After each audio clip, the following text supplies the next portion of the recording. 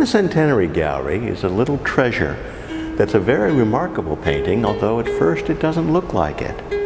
It's painted by Nicholas Chevalier in 1873, but the big thing is that it is actually quite remarkable when you begin to study it. Here's why. One of the first things that makes the painting remarkable is that it's not a landscape. Most of the stuff by Nicholas Chevalier is a landscape. This is not. This is a genre painting from Japan. The second thing to notice on it is look at the musical instruments.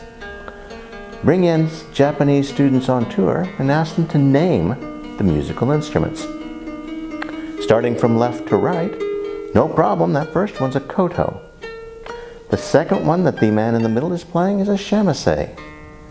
The one on the end, though, looks like a shamisen, but she's playing it with a bow, and she's holding it wrong. It's actually supposed to be a kokyu.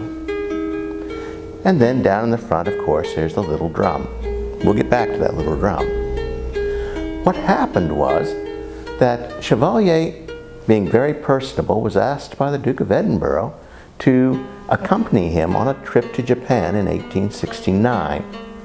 Now, in 1854, Perry had opened Japan to trading, and everybody, who was anybody, wanted to go to Japan because it was exotic and different. This was the time that the Impressionists were just going crazy for anything Japanese. So, the Duke of Edinburgh and Chevalier go to Japan. He makes a lot of drawings. This would be in 1869.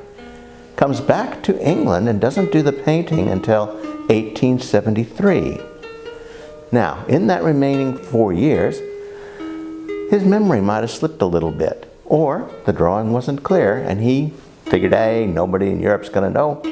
He put in a shamisen when there should not have been one. Now, some people have complained that the robes on the musicians don't look that crisp, that if you were wearing a kimono, that no self-respecting Japanese would be seen in a kimono that soft and sensuous. And that's the reason why they're done that way. If you look in the painting carefully, if you look in the upper right-hand corner, you will see flowers, the sense of smell. If you look at the musicians and in the foreground, you will see that tea is being drunk, the sense of taste. If you have the very, very soft silk kimonos next to your skin, you have the sense of touch. The sense of hearing is taken by the music, and the sense of sight, look at the rich colors in the kimonos and look at the rich red background. All the senses are being celebrated in this. This is very much a Zen painting, and if you look at the musicians and look at the expressions on their faces, what you will see is, going from left to right, complete and intense focused concentration. The next, contentment and happiness.